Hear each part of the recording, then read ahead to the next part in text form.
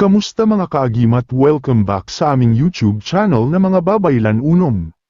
Panibagong video naman ang ating pag-uusapan, at ito ay tungkol sa isang misteryosong engkanto na makikita sa mga mariit na tinago na dagat, at may taglay sa mahiwagang trabungko. Ang mga engkanto na ito ay may mataas na posisyon, at sila ay mga haring engkanto ng tinago na dagat. Matawag namin sila na mga engkanto Arak-Akan na mga babaylan, at mayroon silang malakas na puting mga mahika na tinataglay. At pag-uusapan din natin dito sa video kung ano-ano ang mga taglay na kapangyarihang bertudes ng trabungko ng engkanto Arak-Akan.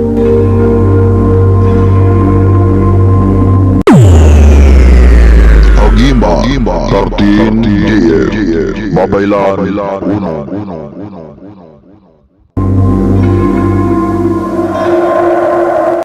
Ang tinago na dagat dito sa amin sa isla, ay makikita ito sa gubat, at napapalibutan ng mga matataas na mga bundok at mga naglalakihan na mga punong kahoy. At sa gitna ng mga nakapalibot at mga matataas na mga bundok, ay dito makikita ang malawak na tubig na tinatawag na tinago na dagat sa isla. At matawag din ito na tinago na dagat, dahil sa ang lasa ng tubig nito ay matabang na katulad din sa dagat.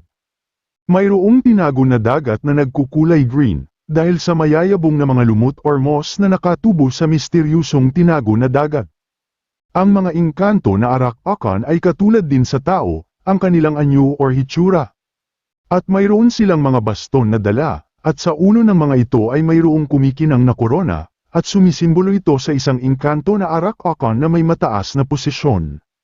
Ang korona ng engkanto na ito ay nagtataglay ng iba't ibang trabungko, at umiilaw itong mga mahiwagang trabungko habang nakadikit pa sa kanilang korona. Ang engkanto na ito ay may kapangyarihan sa bilis at liksi ng galaw, na may kahalintulad sa pusa ang abilidad. Ang mga mata naman ng mga engkanto na ito, ay may malakas na kapangyarihan, at sila ay may abilidad na makakita sa dilim. At mayroon din silang malakas na pakiramdam, at madali nilang ma-detect or maalam kung mayroong mga paparating na mga tao sa paligid. May kapangyarihan din ng mga engkanto na ito na hindi sila tumatanda, at sila ay may kapangyarihan din sa pagiging invisible.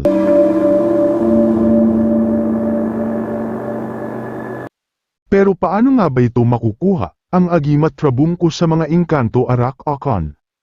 Kung mayroon kang surog at mga hinaptanan ay madali mo lang makita at makausap ang mga ganitong sahing engkanto. Ang trabungko na ito ay binigay sa amin ng kusa ng mga babaylan, ng mga engkanto Arak-Akan, at nang makuha namin ito noong mahal na araw, ito ay aming pinuno ng basbas at niritual ng mga sagradong orasyon de babaylan. Upang ang agimat na ito ay mas lalo pang lumakas ang kapangyarihan, at upang malikop sa puting mahika gahom bertudes.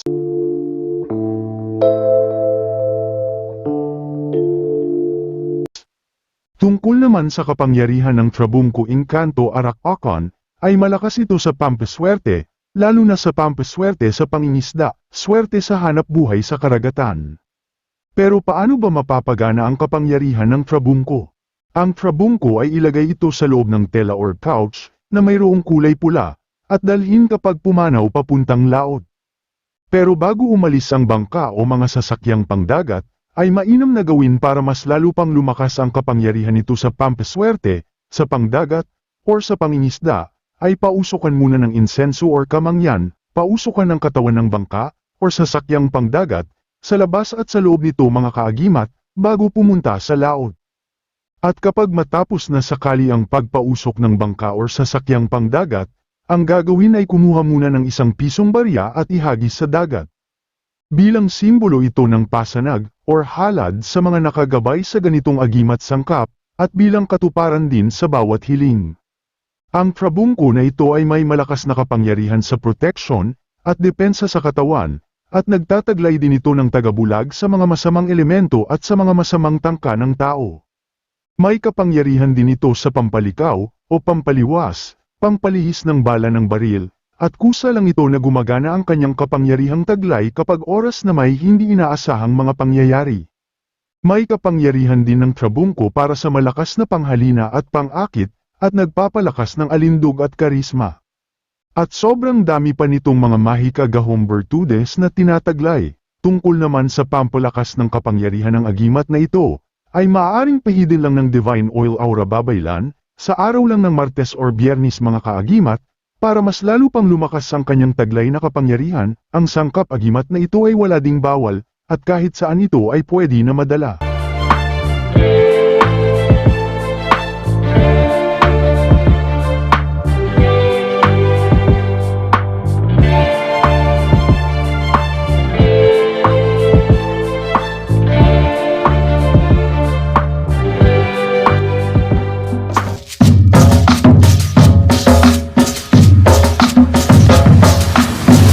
Mga kaagimat, mayroon lang po akong kaunting share na mga products na galing sa mga mababait na mga nag-sponsored sa Agimat 13 JF Babaylan Unom. Sila ay may mabuting kalooban at tumulong sa mga babaylan. Promote lang namin ang kanilang shop baka sakaling may magustuhan po kayo doon sa kanilang mga products mga kaagimat. At mayroon pa po kayong 15% discount kapag bumili po kayo doon mga kaagimat basta gamitin nyo lang po ang code ng Agimat 13 JF Babaylan. Ang pangalan ng kanilang shop mga kaagimat ay GFF Fishing Gear. At ang location ng kanilang shop ay matatagpuan sa Toril, Davao City. At mayroon din silang website at pwede nyo po sila na email doon sa kanilang website, kung kayo po ay may katanungan o kapag nais nyo pong bumili sa kanilang mga products mga kaagimat. Ito ang kanilang website mga kaagimat, www.gffishinggear.com.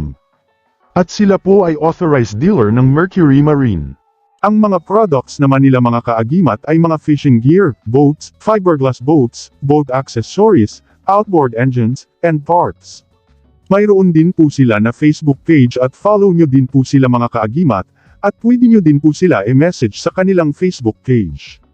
Sa mga mahilig po magpamingwit sa dagat man o mapailog, ay nandito na po mga kaagimat ang mga kompletong products na tiyak na magugustuhan nyo, at mura pa, at may 15% discount pa mga kaagimat.